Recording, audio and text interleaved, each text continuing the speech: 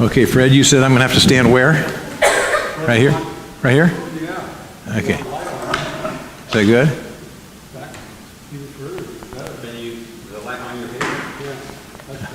Okay. All right. So before we start the message, we've started a series from the book of it. Does anybody remember from last week? Not Luke. We're done with Luke. Yeah. Were you here last week? No, I didn't know you were going to be here. Oh, okay. Yeah, I was here last week. Jonah. Yes, we're talking about this guy named Jonah who did what? What was the weird thing that happened to him? Swallowed by a fish. Yeah, he went swimming with a fish and then inside the fish. Right. But before we start on talking about that, I want you guys, do you have any ideas? Any ideas on how we can, just crazy ideas, maybe for yourself or somebody else, how we can get more people here on Sunday nights? Let's hear it. Do you have any ideas? I'm going to a bowling league. You're going to a bowling league and you're going to invite them to come here? Nice. Are you going to have them bowl here or just come afterwards? All right, beautiful. Anybody else got any ideas? Get a dunk tank. Dunk the pastor. If you get a certain amount of people, like 50 people, you dunk the pastor. And then if you get 100 people, we shave your head. Okay. I shave it twice a year anyway. Okay, then. All right. Anybody else got any ideas before we go? Yes. Flyers. Okay. Yeah. Who are you going to give those to? All right. Sounds good. Yeah. This might sound crazy, but share it across all social media and things like where including newspapers. Yeah. So that information, get it out. Okay. Do you know how to do that? Okay. Anybody else? Gone. All right. Hopefully we'll get some of those ideas and be praying that God gives you some ideas. I keep moving forward. I can't do it, Fred. I'm trying. It's just not there. Okay, so we're talking about we're talking about this guy Jonah. Last week we find out that he was called by God, and instead of listening to God, he went the opposite direction. Today we're going to talk about the subject of how to live your life fully awake. We're going to watch this little video to start with here.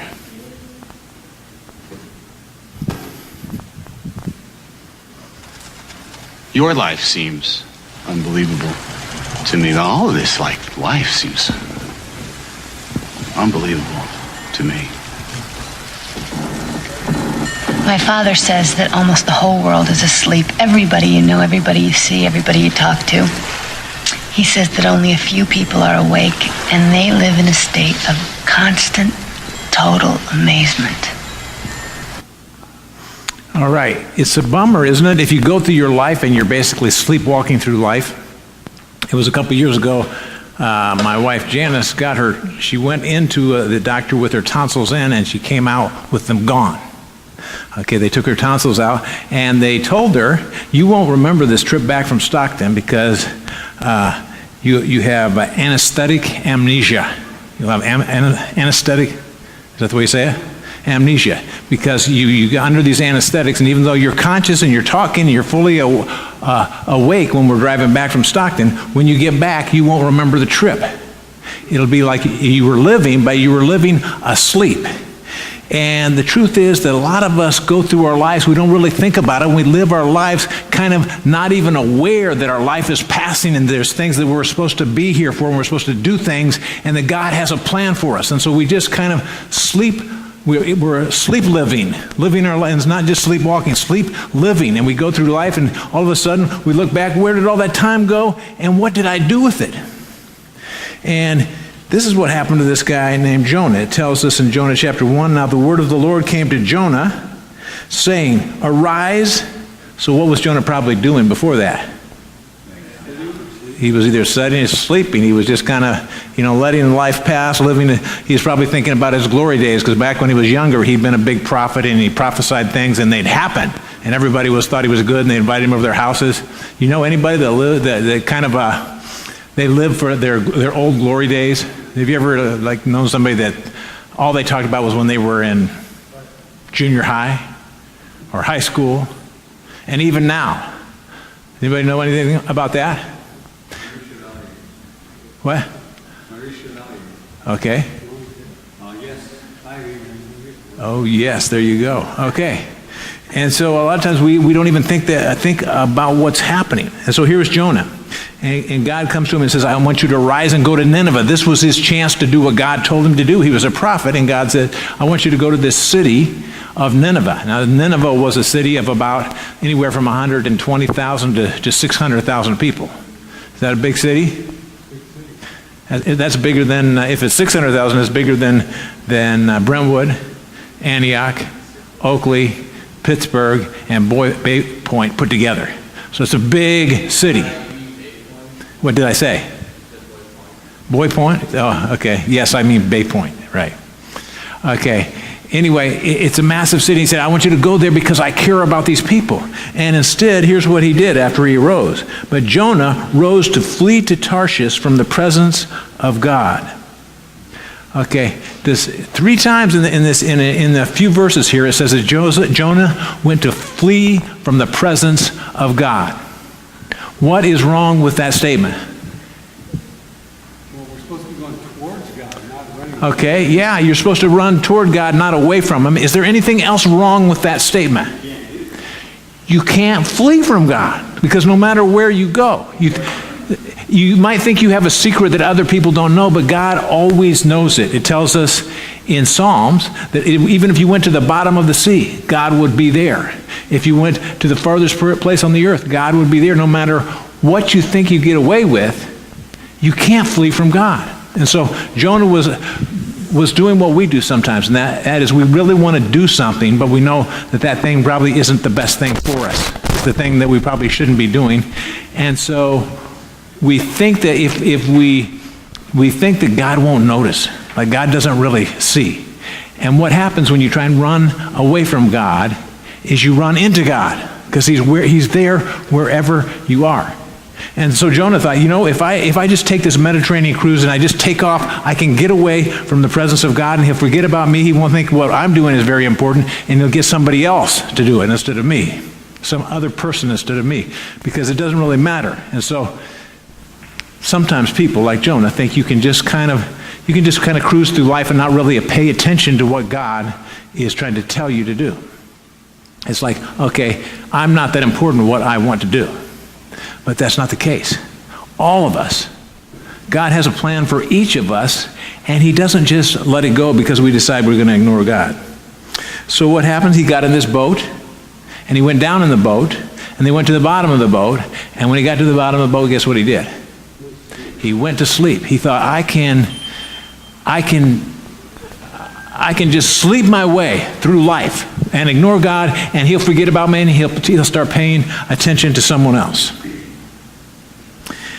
And guess what happened? It tells us in verse 4, but the Lord hurled a great wind on the sea, and there was a mighty tempest in the sea, and the ship was threatened to break up.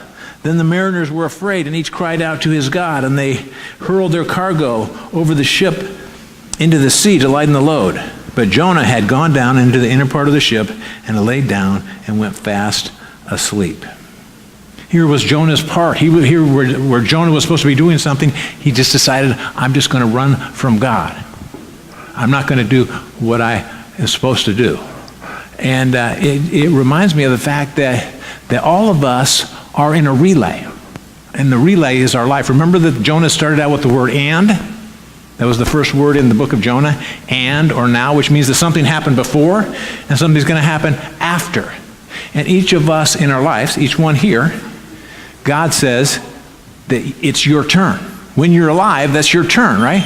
You don't have before you were alive or after you die. You only have now to do what you're supposed to do for God. This is your chance. It was like when I was in high school, I was on a relay team.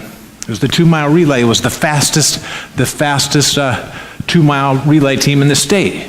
Everybody was super fast except for me.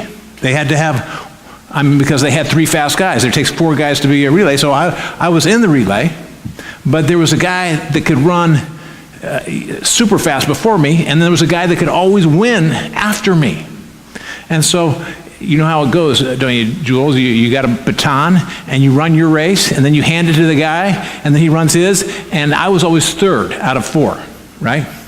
Because they figured they'd get the lead, then they hand it to me, and I would, stay in it somewhat, and then the last guy would finish it off. And so they would hand the relay off to me. Now, what if I decided, okay, I have this, and I'm just going to give it to the next guy? How would that work? Why not? I got to run, right? I've got to do my part, or we lose. We could have the fastest team in the state, which we did. We had the fastest team in the state. But if I don't do my part, the slowest runner on the team, we still lose. And so God says, look, you're gonna go through, like we saw in the video, you're gonna go through life asleep. You're gonna miss out on what God has for you. So what I want to talk to you about tonight is just 3 things from this story of Jonah. And the 3 things are the ways that you can live your life fully awake toward God.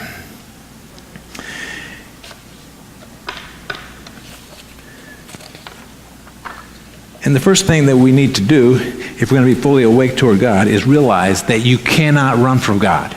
That God is there all the time, and you need to just act in his presence. In other words, you need to practice the presence of God. When you get up in the morning, realize that who's there? God is there. And when you're going through the day and you're with your best friend, who's there? God's there. Wherever you go, God is there. And God knows what's happening. There's no secrets that are hidden from God. It reminds me of this one time, Janice and I were shopping we were going to buy a new used car, right? It was a new car to us, but it was at a used car lot. And so we were talking to the salesperson. We didn't really know much about this when we were pretty young. We didn't know much about how to buy cars. So we went into the salesperson and they said, well, how much will you pay? And we said, well, we'll pay such and such. And they said, oh, well, no, it's going to be a higher price. Can you believe the salesman trying to do that? Say it's going to be a higher price. And so we said, well, no, we can only pay this. And the salesman said this to us. He said, I'm going to have to go talk to who? My manager. Is this what they always do? Okay, we found out that's what they do. They say, oh, and they come. And so he left. And we were sitting there wondering, and we knew that we were probably getting ripped off, right? But we were sitting there both of us in this room while he went to talk to the manager. And across the hall, there was another room. And the door was open and we could see 2 people in there. And so the 2 people were a manager and a salesman, a different manager and a different salesman, and they were talking. And so the door was open, so we kind of were watching. And the one salesman said, and neither one of them were talking. What they were doing was listening, because apparently they had a microphone in on another couple, and they were listening to them talk about how much they would be willing to spend in order to buy the car. And we said, that's what they're doing to us. They probably think we're talking right now. And we realized that this is the way they did their business. They just listened to other people. Okay, God is not a used car salesman, right? But there's nothing you can hide from. He knows everything about you, okay? And sometimes we act like little kids. You ever seen little kids, like when my granddaughters were littler? I used to do this. Peekaboo, peekaboo. And each time, what would they do? Smile. They'd be laugh, as though I was really hidden from them, right? I'm right there, right? God is right there. And so the first thing you need to do is say, okay, this week, today, tomorrow, I'm going to practice the presence of God. When I'm in a situation where I don't know what to do, I'm going to talk to God because he's right there. Jonah was doing the opposite. He was pretending God wasn't there. I can go down to the bottom of this boat and head for Tarshish on the Mediterranean Sea, and God won't know. No, it doesn't work. God is always there. He's always with you. And so if you practice the presence of God, this is where I'll tell you the time that I'm least likely to practice the presence of God. It happens at least once a day. What are you thinking? Well, that's pretty good too, yeah. But not sleeping. It's when something happens during the day and I forget about God. And it's not sleeping. Anybody know what it is? What? What do you think it is? On the phone? That's pretty good too, but that's not it. That's pretty good too. No, I'll just tell you. These guys are going to go on all day. No, it's when I lose my keys. And do I ever lose my keys? Yes. At least how many times a day? Probably 2 times a day. I lose my keys. And when I lose my keys, I start looking all over for my keys. I get desperate. I'll go in my room. I'll go everywhere. I misplace my keys, yes. Until my son-in-law gave me this tile you can press and find out where the keys are. But I even forget to do that. And then finally I go to Janice and I say, Janice, have you seen my keys? And what do you think Janice says back to me? Right over there.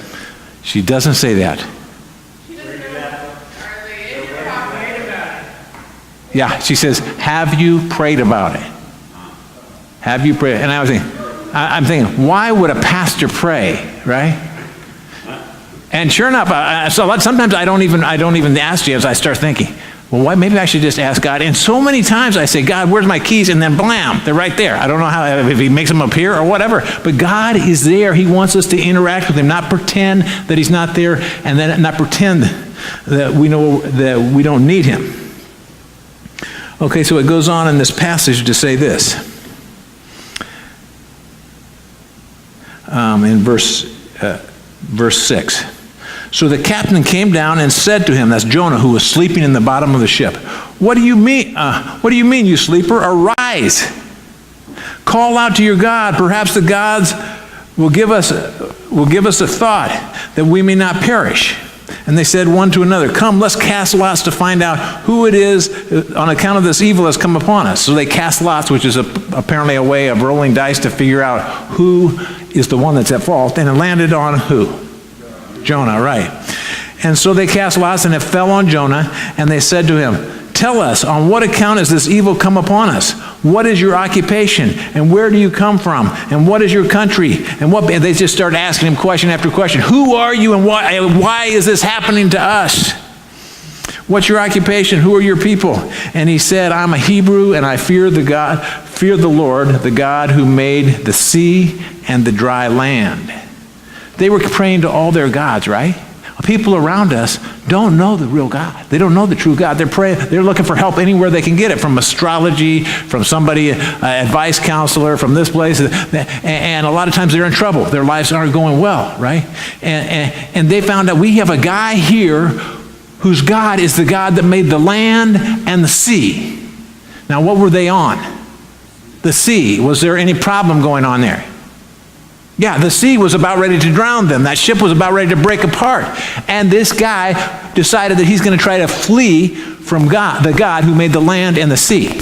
You can't flee from a God who makes the land and sea, because what are the only 2 places on earth? The land and the sea. And so if you go to the land, this is the God that made the land. If you go to the sea, this is the God that made the sea. So where could you go where God wouldn't be? Only one space. Space. You could go out in space, right? And you could get away from God, is that right? No, afraid not, because he also made space. As a matter of fact, at one time this astronaut on Apollo 13, yes. There's 2 places. Where? Oh, hell? Yeah. And what's the other place? Heaven? Yeah. Well, yes, but while you're alive, breathing, you're not in hell, right? Okay, right now. So why you're still alive? But anyway, this guy on Apollo 13, right? He was not a Christian, and his ship. Have you ever seen the movie? The thing everything was going bad, right? And they weren't going to make it back. And some other people started praying, and things started happening that you just couldn't account for. And he decided God answers prayer even in space. So land, sea, and space, God is there no matter where. And so these guys realized that. And so the second thing, besides realizing that we need to practice the presence of God, is we need to be aware of the fact that when you decide I'm going to do something and ignore God, other people will suffer the consequences.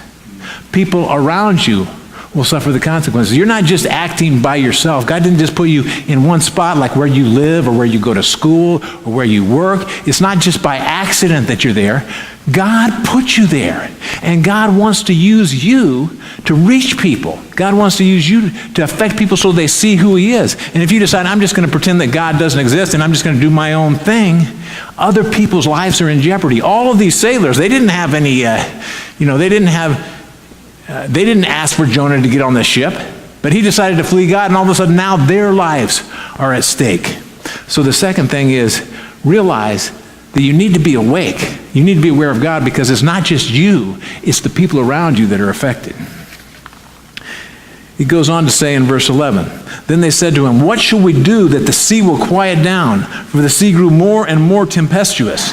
He said, pick me up and hurl me into the sea. Then the sea will quiet down for you. For I know that it's because of me that this great tempest has come upon me. So he says, okay, I'm going to think about somebody else for a little bit. I'm not going to just think about myself. And so what happened? Nevertheless, the men rowed hard to get back to the dry land, and they could not, for the sea grew more and more tempestuous against them. Therefore, they called out to the Lord, O Lord, don't let us perish for this man's life, and lay not an innocent on us innocent blood for you, O Lord. For you do as you please. You know what these guys started doing? Remember who they were praying to before? Their gods. And their gods were not God, right? But now, God took this disobedience of Jonah, and when Jonah finally decided, okay, I'm going to tell who I am, then God somehow turned it around, and these guys were now praying to the real God. And they finally threw him overboard. The sea calmed down, and they offered an offering to the real God. So the third thing I want to know is, has anybody here ever messed up? Anybody here ever messed up? Okay, we've got a few that haven't messed up, but almost everybody has messed up at some point in their life. And when you mess up, here's the third thing I want you to know. If you stop and you say, God, okay, I want to have things right with you. And God, I don't want everybody's life to be messed up because of me. God can somehow take that mess up, Roger. He can take it and he can turn it around so that it comes out good. These guys never would have met God, maybe. They never would have known the true God if Jonah hadn't decided to be disobedient and jump on that ship.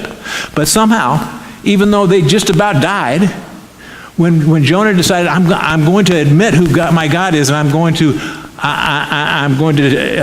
acknowledge him, God turned it around so their lives were saved. So those are the three things I want you to know. If you want to live a life that's fully awake, number one, acknowledge God all the time. Recognize that God is there. And second of all, ask God, how is it you want to use me in the lives of the people around me? And then embrace the fact that you're going to mess up, but God, if you keep turning to God, he can turn it around and he can make something good out of something that was bad.